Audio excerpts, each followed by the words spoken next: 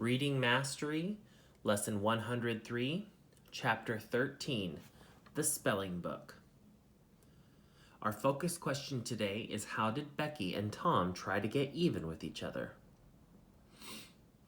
Tom was crestfallen for only a little while. By the next day, he had decided to be independent of Becky Thatcher. If he seemed independent, maybe she would want to make up. Well, let her.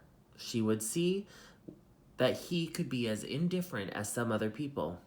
That day, Tom waited in front of the school. Presently, Becky arrived. Tom pretended not to see her. He moved away and joined a group of boys and girls and began to talk.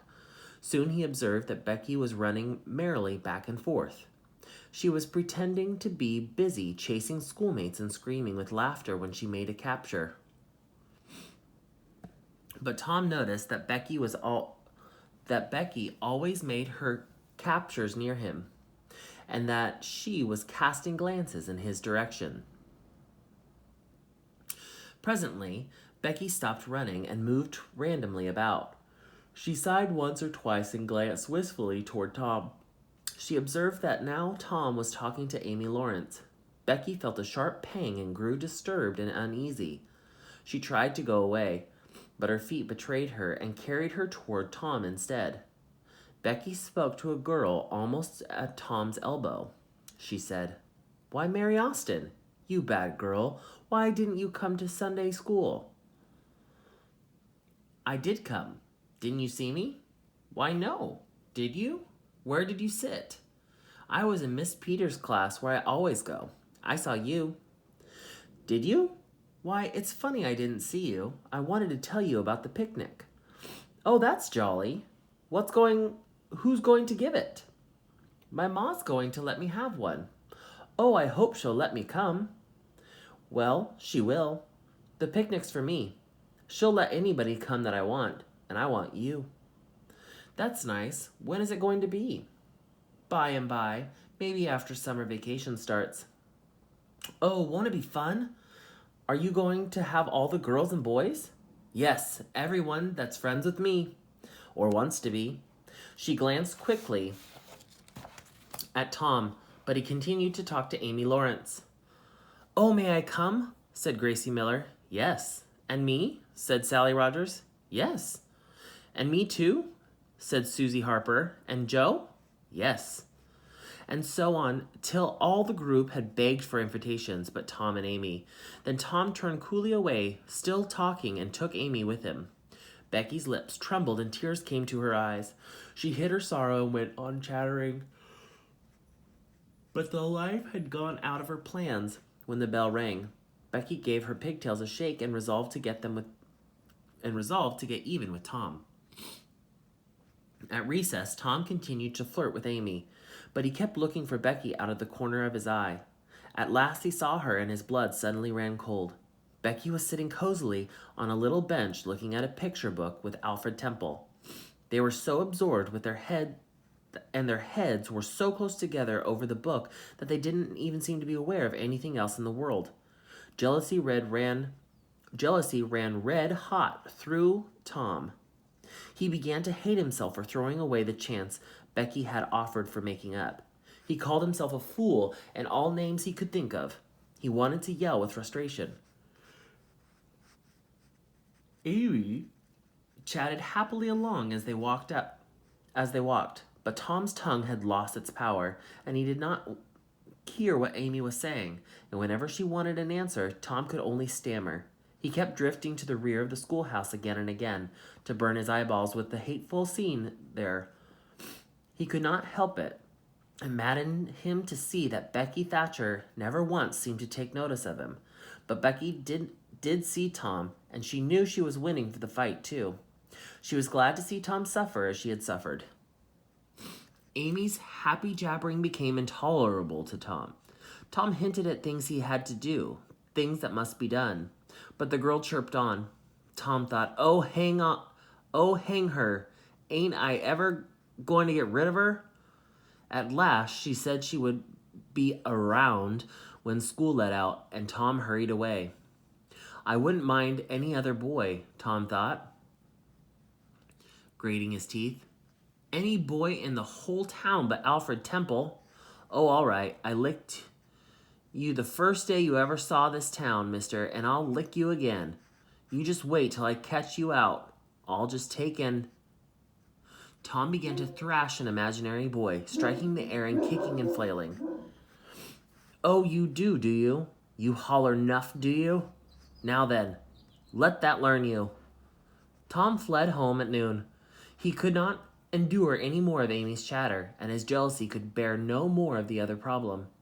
Becky resumed looking at pictures with Alfred, but as the minutes dragged along and no Tom came to suffer, her triumph began to cloud, and she lost interest. She became absent-minded and then melancholy. At last, she became entirely miserable and wished that she hadn't carried her... became absent-minded and then melancholy. At last, she became entirely miserable and wished she hadn't carried her plan so far.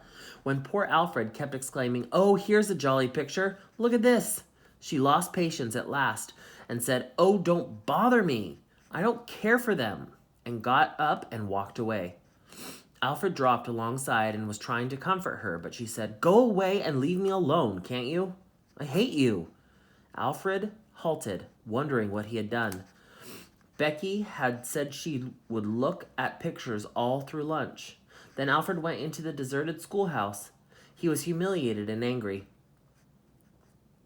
He easily guessed the truth. The girl had simply taken advantage of him to vent her spite upon Tom Sawyer.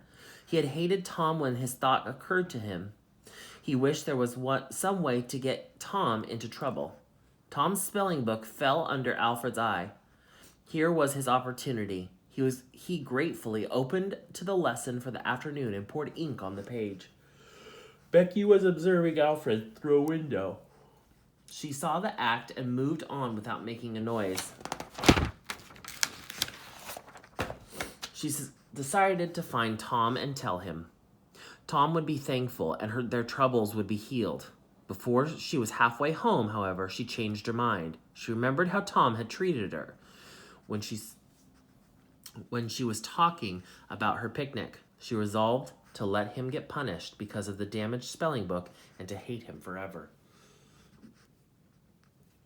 Some questions to keep in mind from today's reading. How did Becky and Tom try to get even with each other? Some ideas are: Tom started flirting with Amy Lawrence. Becky looked at pictures with Alfred Temple. Tom ignored Becky's invitation to the picnic. Becky decided not to tell Tom about the spelling book. When Tom was flirting with Amy, the story says Becky tried to go away, but her feet betrayed her and carried her toward Tom instead. Explain what "her feet betrayed her" means. An idea could be, even though Becky wanted to go away, she couldn't help coming back toward Tom. When Tom saw Becky sitting with Alfred, the story says Tom burned his eyeballs with the hateful scene. Explain what that phrase means. An idea could be, Tom hated what he saw. The sight was painful to Tom. Explain how Tom first met Alfred Temple. An idea is, at the beginning of the novel, Tom and Alfred got into a fight. What do you think will happen to the spelling book? Some ideas could be, the schoolmaster will punish Tom for ruining the book. Tom will guess that Alfred ruined the book and get into a fight with him. Becky will change her mind again and tell Tom what happened. Remember, your answers need to be in complete sentences. You also have part E to do, logic. Write the answer for items 1 through 3. Here's a rule of logic.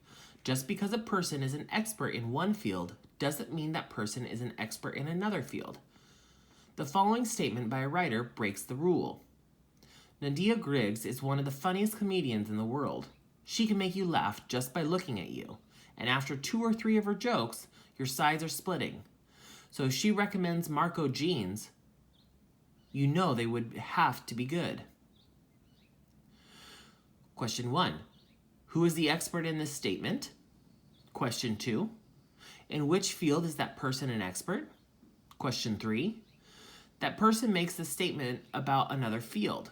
What is the second field? Your comprehension questions today. How did Becky and Tom try to get even with each other? Question 2. When Tom was flirting with Amy, the story says Becky tried to go away, but her feet betrayed her and carried her toward Tom instead. Explain what her feet betrayed her means. When Tom saw Becky sitting with Alfred, the story says Tom burned his eyeballs with the hateful scene. Explain what that phrase means. Explain how Tom first met Alfred Temple. Question 5. What do you think will happen with the spelling book? These need to be complete answers. Full sentences. Writing. In this chapter, Tom flirted with Amy Lawrence. Write a conversation between Tom and Amy. Think about the following questions before you begin. Why is Tom flirting with Amy? What does Amy know about Tom and Becky? What kinds of things does Amy tell Tom? How does Tom respond to Amy's statements? And how does the conversation end? Make your conversation at least 80 words long. The end.